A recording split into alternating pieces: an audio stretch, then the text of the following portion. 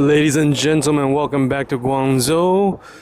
Today is the 10th, and I am here at the Guangzhou Museum. So, it's the museum of everything about Guangzhou. It is actually quite a large building, so this might be a 2-3 segment kind of thing.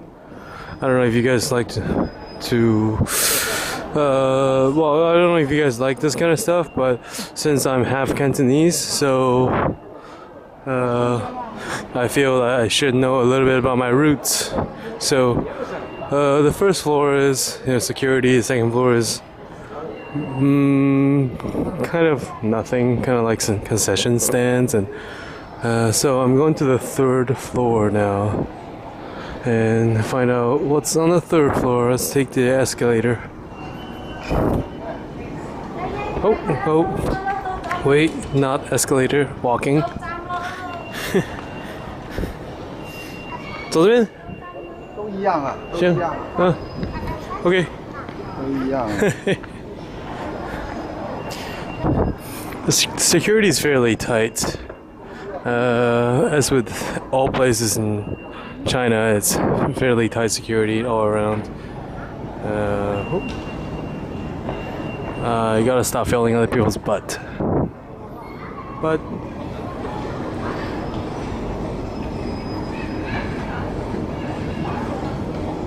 as you can see, I'm not exactly a professional cameraman nor reporter.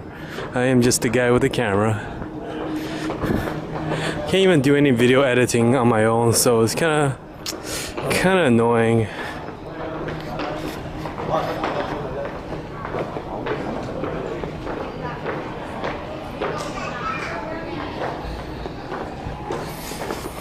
Well, at least the air conditioning is nice.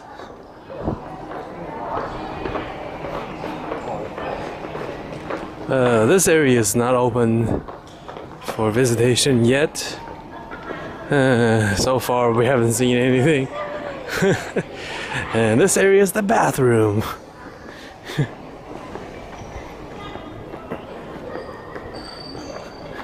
Wow, quite a boring video so far.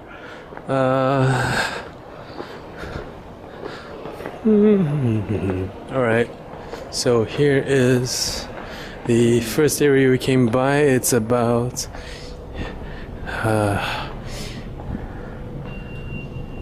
yen.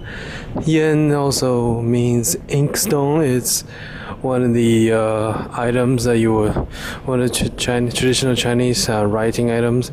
It's something you would grind the ink against to produce. You grind the ink block against to make the ink and to write with. So this is ink is essentially charcoal. So this is one of the very traditional Chinese writing items.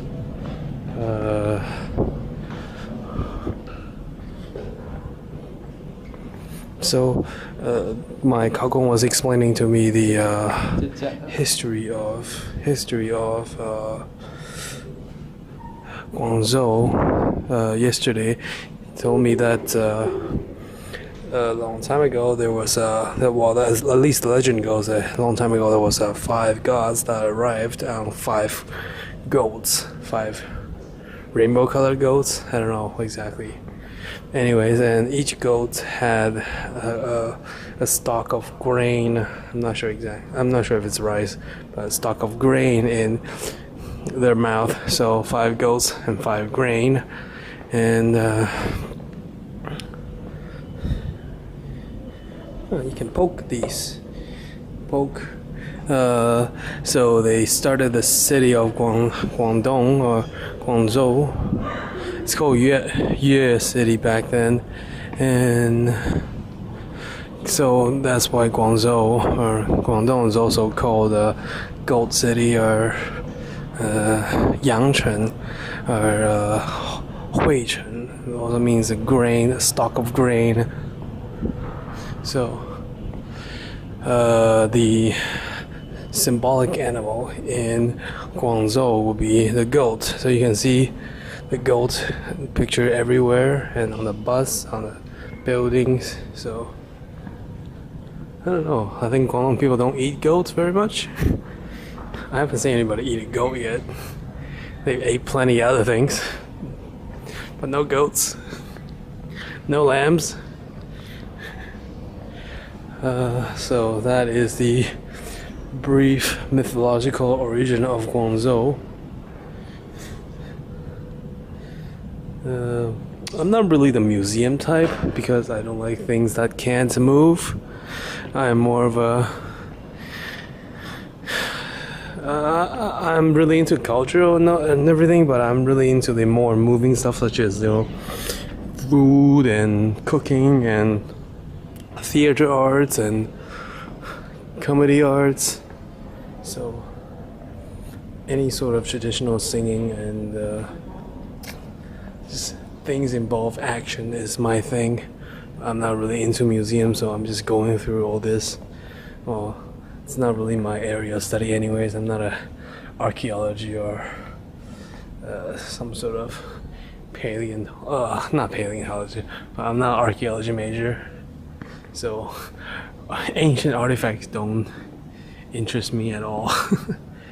I'm just kind of going through all this. But it is very interesting that all these ancient items, these are inkstones, are incredibly cultural in Chinese history. They are highly valued, and so highly valued items and gifts, because Chinese culture values literature and literacy and generally anything that's literature related very highly. And the Chinese government, Chinese dynasty used to be run by a bunch of bureaucrats who fashioned themselves as learned and educated people. So basically,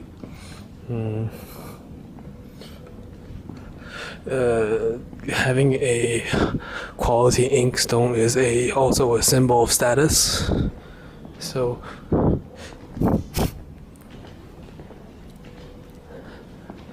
I think I've seen enough inkstone of any sort, square and round. Let me move on to the next area before the time runs out. I'm trying to do this in 2-3 segments. If you're really not into this archaeology type of thing, you can skip these videos, because the next few will be about boring artifacts. At least I consider them not very interesting.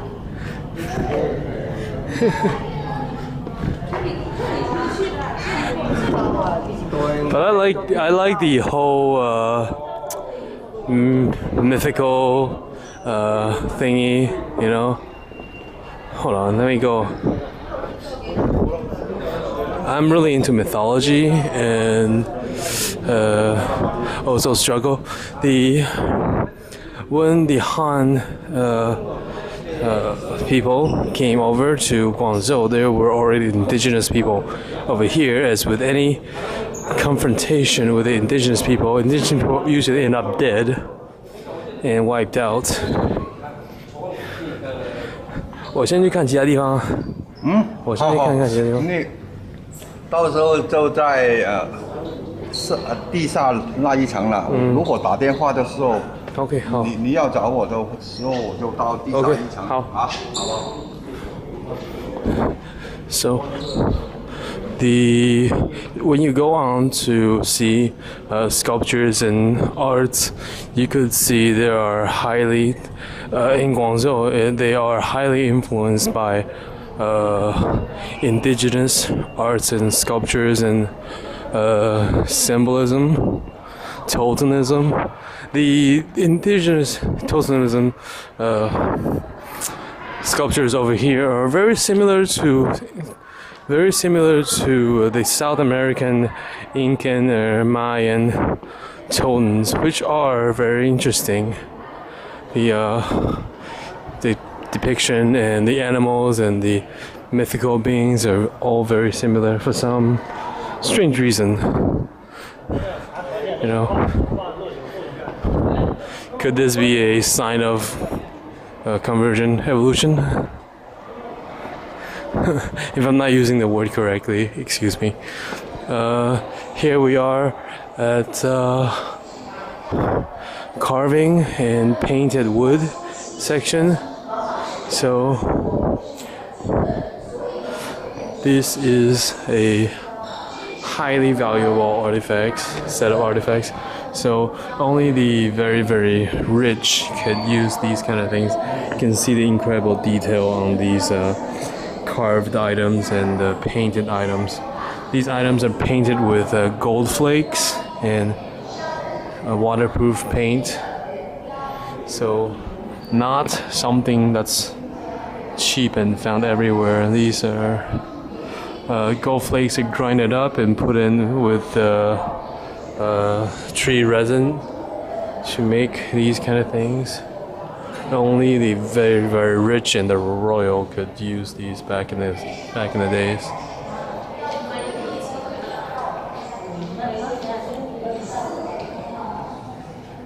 I don't know. I don't. These dead items, these movie items, don't really interest me. I'm more interested in like the history of how they came over and killed a bunch of people. I'm sure these. Oh, this is from about the Three Kingdoms. I don't think you guys can see this. Let me zoom in. This is the Three Kingdoms. So you can see the incredible detail on these wood painted items, and I'm very much amazed by how detailed all these things are and how incredible talented these artists are, these carvers. Let me see, these are, I want to find out the date of these. Oh, those are Qing Dynasty, so that would be 300 years ago. 200-300 years ago, yeah. So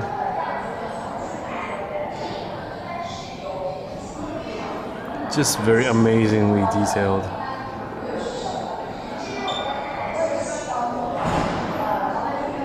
But I would have to argue that because of the incredibly luxurious lifestyle and wastefulness, the Qing Dynasty ended up losing to the Western world. Look at this. It's huge. It's amazing. And this is a, I don't know, Pingfeng. How would you translate Pingfeng in English? Let me see if I can find an English translation of Pingfeng. Shouping. 12 parts in a birthday screen. Oh, just screens. I guess screens would be a simple translation. I thought there would be more technical terms.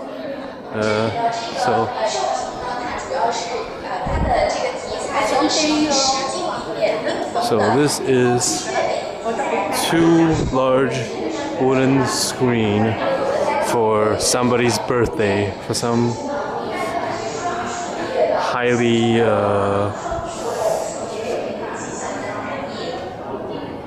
valued member of the emperor's court's birthday.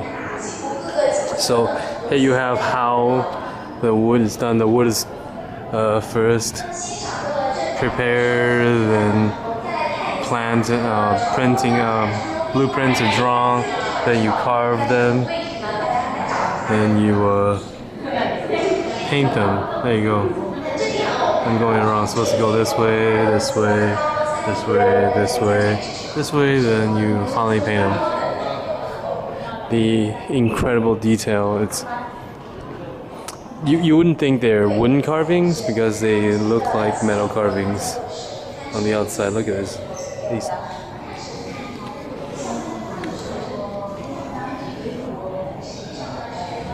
So that will be the end of the first video.